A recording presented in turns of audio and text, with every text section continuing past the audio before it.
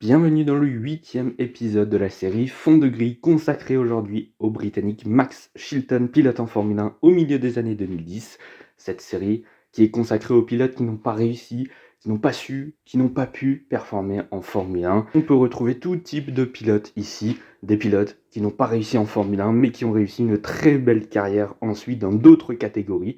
Et puis d'autres qui n'ont pas réussi en Formule 1 et qui n'ont pas réussi non plus ailleurs. C'est pour ça que j'ai créé cette série il y a quelques années maintenant, c'est pour mettre en valeur certains pilotes qui n'ont peut-être pas performé en Formule 1, mais qui ont réussi dans d'autres catégories, des catégories américaines par exemple, en endurance, etc., à y briller. Et puis d'autres, c'est juste pour justifier le fait qu'ils n'avaient pas forcément leur place en sport automobile. Ça dépend des pilotes. Bref, n'oubliez pas de liker, partager, commenter et surtout vous abonner à la chaîne, c'est très important. Et nous, on est parti pour le 8e épisode consacré à Max Chilton. Max Chilton est né le 21 avril 1991 à Red Hill en Angleterre. Il a donc 33 ans actuellement. Il est le fils d'un businessman, Graham, qui possède notamment une grande entreprise. Et il a également un frère qui est pilote automobile, également Tom Chilton. Max Chilton va faire ses débuts en karting en 2001 à l'âge de 10 ans, en championnat britannique et en championnat Europe en cadet. Il va y passer 2 ans, en 2001 et 2002. Puis il va passer ensuite en catégorie junior TKM, un championnat britannique qui est consacré aux pilotes entre 11 et 16 ans. Et puis il va commencer à se faire remarquer quelques années plus tard en participant au championnat de JK et ICA, l'Intercontinental A en catégorie junior puis en catégorie senior. Il va être vice-champion dans la catégorie d'ailleurs. Et puis ensuite en 2006, il va être vice-champion d'Europe de karting. Après sa carrière en karting, Max Chilton va démarrer en monoplace. Alors, pas tout à fait, parce qu'en fait, il va commencer dans les voitures de tourisme. Il va participer au championnat britannique de T-Cars. Voilà, c'est un championnat britannique de voitures de tourisme réservé à des pilotes entre 14 et 17 ans. Donc, il va démarrer dans la catégorie en 2005 en terminant 8e du championnat. Et cette année-là, il termine aussi 3e du trophée d'automne. Il va continuer dans la catégorie l'année suivante en 2006 en étant vice-champion dans la catégorie à 3 points du champion. Il va remporter 7 victoires cette saison-là. C'est donc bien en 2007 qu'il va commencer ses débuts en monoplace en championnat de Formule 3 britannique avec l'équipe Arena Motorsport. Alors c'est pas une saison facile pour le Britannique où il termine 18e du championnat. Il n'y a pas vraiment de comparaison non plus parce que c'est le seul pilote de l'équipe. Donc forcément une première année assez compliquée dans une petite écurie. En parallèle du championnat de Formule 3, il participe aussi aux 1000 km de Silverstone en 2007 en LMP1. Donc pas du tout du côté de la monoplace. Il termine 6e de la course, 5e dans sa catégorie LMP1 et première écurie privée. Il participe à la course avec l'équipe qui l'engage en Formule 3, avec l'équipe Arena Motorsport, qui participe aussi au championnat d'endurance. Et d'ailleurs, il va partager le volant avec son frère. Et oui, Max Chilton était donc pilote avec Tom Chilton dans la voiture. Voilà, et ce sera la seule course où les deux frères vont participer ensemble. On ne les verra jamais courir dans la même catégorie, à part lors de ces 1000 km de Silverstone 2007. En 2008, il continue dans le championnat britannique de Formule 3 avec une équipe plus structurée pour le coup, avec l'équipe E-Tech. Il termine 10e du championnat, avec notamment 2 podiums, dont l'un sur la première course de la saison sur Lulton Park, et puis un autre un petit peu plus tard dans la saison sur le circuit de Rockingham. Voilà, également 2 pole positions cette saison-là. Il y a du progrès, mais il en manque encore un petit peu pour Max Chilton. En 2009, il continue dans le championnat britannique de Formule 3 avec une autre équipe, l'équipe Carlin. C'est la première fois qu'il va rouler avec cette équipe dans un championnat. Ce ne sera pas la dernière fois. Pour cette saison-là, elle est bien meilleure déjà. Il termine 4e du championnat avec une très belle régularité puisqu'en 20 courses, il score des points à 18 reprises. Il va signer son unique victoire lors de la dernière course du championnat à Brands Hatch. Sinon, il va signer 5 podiums et 4 pole positions notamment. Cette année-là, c'est d'ailleurs son coéquipier chez Carlin, un certain Daniel Ricciardo, qui va remporter le championnat. Voilà, c'est une évolution supplémentaire pour Max Chilton cette année-là.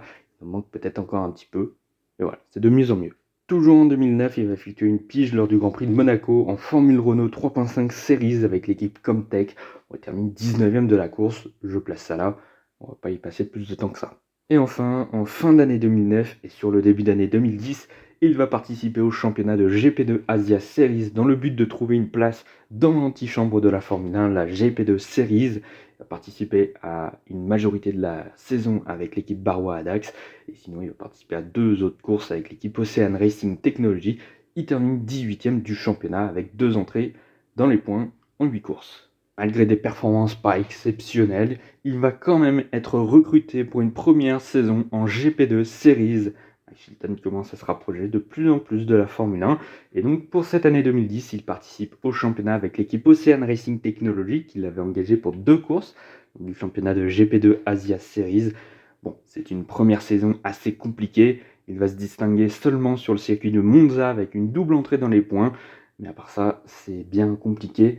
Max Chilton termine 25e du championnat avec 3 petits points seulement. Son coéquipier, qui est Fabio Leimer, qui remportera le championnat quelques années après, lui termine à peine devant, mais lui a gagné une course quand même. Comme sur la saison 2009-2010, il participe à la saison 2011 de GP2 Asia Series avec l'équipe Carlin qu'il retrouve après sa dernière saison en Formule 3 britannique en 2009. Bon, voilà, il termine 22e du championnat, il n'a pas marqué le moindre point en 4 courses. Il va quand même redoubler son année en Formule 2, donc dans cette équipe Carlin qu'il retrouve après sa saison 2009 en Formule 3 britannique. C'est une meilleure saison, mais bon, c'est encore très compliqué puisqu'il ne termine que 20e du championnat avec 4 petits points. Bon, c'est encore assez compliqué. Au moins, le plus positif là-dedans, c'est qu'il est à peu près au niveau de ses coéquipiers. C'est déjà ça. Et en fin d'année 2011, il va participer au GP2 Final pour un mini-championnat sur 2 courses. Bon, il marque pas de points, il termine 23e du championnat. Malgré 2 saisons décevantes en 2010 et 2011, Max Chilton continue en GP2 Series. Carlin continue à lui faire confiance pour une nouvelle saison. Il le prolonge donc pour l'année 2012. Et là, ce sera une bien meilleure saison pour Max Chilton. Et oui, puisqu'il va monter sur le podium lors de la première course de la saison, la course principale à Sepang. Il va monter sur plusieurs podiums ensuite dans la saison, 4 au total. Et surtout signer 2 victoires en course principale en Hongrie et à Singapour. Au final, Max Chilton termine 4e du championnat. On peut noter qu'il a largement battu son coéquipier Rio Arianto, qui tournait autour de la 15e place à peu près. Après cette saison 2012 très correcte en GP2, Max Chilton va donc démarrer sa carrière en Formule 1. Avant cela, on fait un petit bond dans le temps, on revient en 2011, c'était lors de sa 2e saison GP2 Series. À ce moment-là, il n'est pas vraiment connu du grand public, et pourtant, pour la première fois de sa vie, il va monter dans une Formule 1 lors d'un test avec l'équipe Force India. Et puis en fin de saison, il a participé au test jeune pilote à Abu Dhabi, toujours avec cette même équipe Force India. Et l'année suivante, en 2012, alors qu'il réalise une bien meilleure saison en GP2 Series, c'est Marussia qui va lui faire tester sa voiture. Et à partir du Grand Prix du Japon 2012, il va devenir le pilote de réserve de cette équipe Marussia. Il va même piloter la Formule 1 lors des essais libres d'Abu Dhabi. C'est en fin d'année 2012, en décembre, pour un beau cadeau de Noël, que Marussia lui apprend officiellement qu'il sera titulaire pour l'équipe russe l'année suivante, en 2013, en tant que titulaire. Cette année-là, il sera coéquipier avec Jules Bianchi, qui a un palmarès un peu plus fourni quand même que Max Chilton. Donc normalement, le Britannique devrait avoir un petit peu de mal à devancer le français. Surtout, on le sait, Marussia c'est l'une des dernières équipes de la saison avec l'une des pires voitures. Donc il n'y a pas grand chose à faire avec cette voiture. Il n'y a quasiment aucune chance de marquer des points. L'objectif c'est clairement juste de battre Caterham qui est à peu près à leur niveau. Et effectivement, on ne s'est pas trompé, c'est compliqué cette saison pour Max Chilton où il se fait battre en course 14-5 face à Jules Bianchi. Et encore, 3 des 5 fois où il l'a battu, c'est parce que le français avait abandonné. Au final, le Britannique termine bon dernier du championnat, 23e, mais ceci dit, il a un record en Formule 1. Et oui, on peut être bon dernier en Formule 1 et pourtant avoir des records, et surtout que c'est un record positif en plus, c'est ça qui est génial. C'est le premier et d'ailleurs le seul pilote rookie dans sa première saison en Formule 1 à terminer toutes les courses d'une saison, absolument toutes. Voilà, il n'a aucun abandon sur cette saison 2013. Ce qui est super positif quand même pour une équipe comme Marussia, parce que c'est une toute petite équipe qui n'a pas beaucoup de moyens financiers. Donc si en plus ils doivent mettre le peu de moyens financiers qu'ils ont à reconstruire seulement la voiture au lieu de la développer, c'est pas génial. Alors que là pour le coup, Max Chilton il n'a pas cassé beaucoup de voitures, aucune en course d'ailleurs. Donc c'est super positif. C'est de l'argent économisé dans la reconstruction des voitures et mise plutôt dans le développement. Donc ça c'est plutôt positif. Un pilote comme Max Chilton, voilà, qui ne performe pas forcément, mais au moins qui casse pas de voiture. C'est toujours ça de prix. Alors je ne suis pas sûr que ce soit ça qui ait donné l'envie à Marussia de continuer avec Max Chilton en 2014. Je pense que c'est plutôt les moyens financiers que donne le pilote britannique pour conserver son baquet pour l'année suivante. Enfin toutefois, Marussia continue avec Max Chilton en 2014 et avec Jules Bianchi aussi, il conserve la même paire de pilotes. Cette année 2014, c'est l'arrivée de l'hybride, du V6 hybride. Il y a donc peut-être des choses à faire et tirer son épingle du jeu. Tout le monde repart à zéro cette année-là. Donc c'est plutôt positif pour Max Chilton qui partait un petit peu loin en 2013. Et cette année-là, on sent que la Marussia est quand même un peu plus performante que d'habitude. Il faut dire qu'ils sont passés du moteur Cosworth les premières années au moteur Ferrari en 2014. Il faut dire que ça aide peut-être avec la nouvelle génération de voitures également. Peut-être que ça aide l'équipe russe. Bon, voilà, les résultats sont un peu meilleurs. Mais pour Max Chilton, ça reste quand même très compliqué. Il termine 21e du championnat, avant-dernier parmi les titulaires. Il n'y a qu'une Caterham derrière. C'est assez compliqué. Il perd 9-5 face à Jules Bianchi cette année-là. Il le devance sur les 3 premières courses de la saison, tout de même, où le début de championnat est plutôt correct pour lui. Et ensuite, la suite est beaucoup plus compliquée. On notera que cette année-là, il connaît son premier abandon de la saison lors du Grand Prix du Canada, lors de son 26e départ en carrière. Lui qui ne cassait pas beaucoup de voitures depuis ses débuts en 2013, bon, bah là pour le coup il a fait fort. Dans le premier tour, il perd la voiture et il percute son coéquipier Jules Bianchi. Les deux voitures se fracassent dans le mur, double abandon et des millions de perdus pour Marussia. Ah, il a fait fort là pour le coup. Malheureusement, Marussia va connaître un terrible coup d'arrêt en fin de saison, avec déjà l'accident effroyable de Jules Bianchi, qui va le plonger dans le coma pendant 9 mois. C'est assez compliqué. Il participe toutefois à la course à domicile en Russie, avec seulement Max Chilton, qui abandonnera la course. Et ce sera finalement la dernière course et de Marussia cette saison, et de Max Chilton en Formule 1, puisqu'ensuite Marussia a des problèmes financiers. L'équipe va être ensuite placée en redressement judiciaire. Ils ne participeront pas aux 3 dernières courses de la saison aux États-Unis, au Brésil et à Abu Dhabi.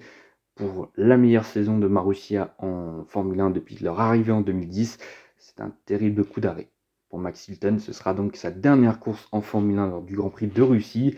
Il n'y aura pas de retour, même s'il y a eu quelques discussions avec l'équipe Haas au moment de leur arrivée en 2016, mais sans suite, puisqu'ils prendront plutôt Esteban Gutiérrez plutôt que Max Chilton ou tout autre pilote. On a eu une belle liste de pilotes qui étaient candidats pour le baquet. Bon, c'est Gutiérrez qui a gagné. Donc il n'y aura pas de suite en Formule 1 pour Max Chilton. Après son passage en Formule 1, Max Chilton va s'exiler du côté des États-Unis, où il va participer dans un premier temps en 2015 au championnat Indy Light, qui est aujourd'hui le championnat Indy NXT, si je ne me trompe pas. C'est l'antichambre de championnat IndyCar, dans le but de, ensuite en 2016, arriver en IndyCar justement. C'est une saison de préparation pour le pilote britannique, et il retrouve d'ailleurs une certaine équipe Carlin, qu'il avait connue en Formule 3 et en GP2. Il revient dans cette équipe Carlin.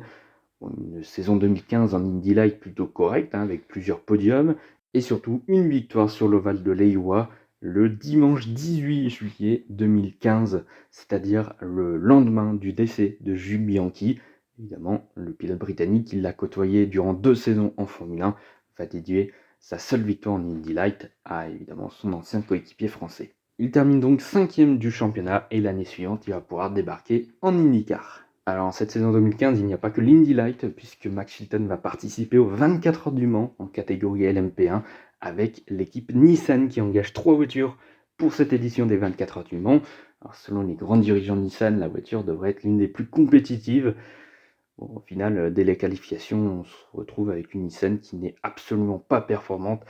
Alors, qualification, les 3 Nissan sont à 20 secondes de la pole position. Ils sont dans les chronos de la LMP2. C'est un fiasco pour Nissan. Et la course, elle est catastrophique puisque les 3 Nissan abandonnent. Celle de Max Chilton abandonne le dimanche matin sur un problème mécanique. Voilà, ce sera la courte histoire de Nissan en 24 heures du Mans et Max Chilton y aura participé, malheureusement. Bon, l'année suivante, en 2016, il fait ses débuts donc en IndyCar avec l'une des meilleures équipes de l'histoire du championnat d'IndyCar, le team de Chip Ganassi. Normalement, il devrait avoir une bonne voiture cette année-là. Bon, après, c'est ses débuts. Il s'offre 2 top 10 cette saison-là et termine 19e du championnat, 3e meilleur rookie. Voilà, des débuts pas exceptionnels, mais ça peut encore être correct.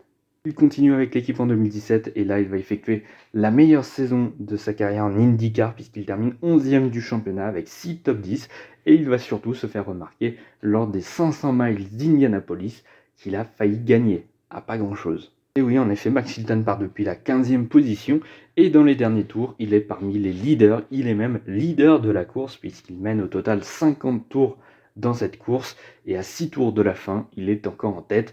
Le problème, c'est qu'il va se faire dépasser par plusieurs pilotes et au final, il terminera 4e de ces 500 miles d'Indianapolis, qui reste encore une très belle performance. Mais à quelques tours près, peut-être que Max Chilton aurait pu créer l'exploit et remporter les 500 miles d'Indianapolis. C'est pas passé loin, mais ça a été une très très belle édition de la part du Britannique. En 2018, il continue en IndyCar, mais il va changer d'équipe. Il va aller du côté de chez Carlin, et où il retrouve à nouveau cette équipe 3 ans après sa saison d'Indy Light. C'est sa 4e saison avec l'équipe britannique, après la Formule 3, la GP2, l'Indy Light et maintenant l'IndyCar. Cette année-là, en 2018, Carlin débute tout simplement un projet en IndyCar. C'est donc la première saison de l'équipe britannique. Bon, évidemment, la voiture n'est pas vraiment au point. La saison est assez compliquée, surtout pour Max Chilton, qui termine 19e du championnat avec aucun top 10 dans la saison.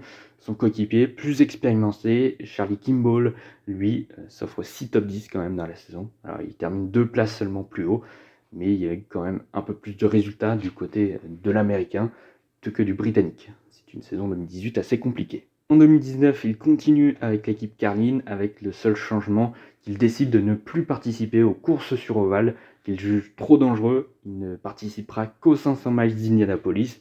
Enfin, participera. Il va tenter de se qualifier, mais il va même pas y arriver. C'est un coup dur. Quand 2 ans auparavant, il terminait 4e, et que cette année-là, en 2019, Max Chilton n'arrive pas à se qualifier pour les 500 miles d'Indianapolis. Cette saison est encore très compliquée. Il termine 22e du championnat. Toujours pas le moindre top 10. Voilà, c'est vraiment une saison très compliquée à nouveau pour Max Chilton. Et c'est pas terminé, puisque l'année suivante, en 2020, il continue dans l'équipe Carlin. Il continue à rater toutes les courses sur ovale, sauf les 500 miles d'Indianapolis. Alors cette saison 2020, elle est tronquée avec le Covid-19. Il y a beaucoup moins de courses, il n'y en a que 14 cette saison-là. Et il y a surtout beaucoup d'ovales. Du coup, il va manquer beaucoup de courses finalement cette saison. Il va terminer à nouveau 22e du championnat. Toujours pas le moindre top 10. C'est vraiment compliqué. Il ne participe qu'à 9 courses sur les 14 cette saison-là. Malgré 3 saisons très compliquées pour Max Chilton, Carlin continue pour une 4e saison avec le pilote britannique en 2021. Là encore, il manque tous les circuits sur ovale. Mais là encore, c'est une saison vraiment très compliquée. Il termine 25e du championnat. Ceci dit, il s'offre son premier top 10 avec les Carlin, son premier top 10 depuis 2017. Mais ce sera son seul vrai résultat notable. Tout le reste, c'est vraiment trop compliqué. Voilà, 25e au final, c'est vraiment compliqué. D'ailleurs, à la fin de saison 2021, il arrête avec l'IndyCar et il préfère se concentrer du côté des 24 heures du Mans ensuite. Il veut revenir au Mans après sa participation vraiment compliquée avec Nissan en 2015. Il voudrait y revenir. Bon, en fait, depuis ce temps-là, voilà, plus jamais revu en fait. Et oui, puisque la seule fois et la dernière fois qu'on parlera de Max Chilton, c'est lors de la course de côte du festival de vitesse à Goodwood, un événement très réputé pour les fans de sport automobile. Et d'ailleurs, il bat le record de cette course de côte en 39 secondes avec une supercar électrique, une McMurtry. Alors, je ne suis pas très spécialiste là-dedans des supercars, mais voilà, il a un record à Goodwood. C'est quand même à noter. Et ce sera la dernière fois qu'on parlera de lui. Il n'est plus remis en compétition depuis sa dernière saison en IndyCar en 2021. Voilà, c'est la fin de cette vidéo. Merci d'avoir écouté jusque-là. N'oubliez pas de liker, partager, commenter et surtout vous abonner à la chaîne, c'est très important. J'espère que ce 8e épisode vous aura plu. Et si vous avez des suggestions d'un autre pilote, du prochain pilote du 9e épisode, eh bien vous pouvez me le dire en commentaire. Et puis on verra si ça pourrait passer. Voilà, un pilote qui n'a pas forcément performé en Formule 1, peu importe s'il a performé ou non ailleurs. Donc voilà, on verra quand arrivera le prochain épisode et avec qui. Enfin bref, moi je vous laisse là et je vous dis à bientôt.